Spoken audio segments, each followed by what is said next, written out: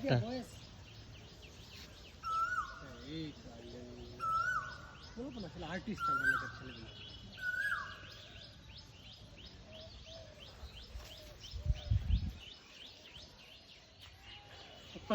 এই গ্রামীণ পরিবেশে আপনার কিরকম লাগতেছে?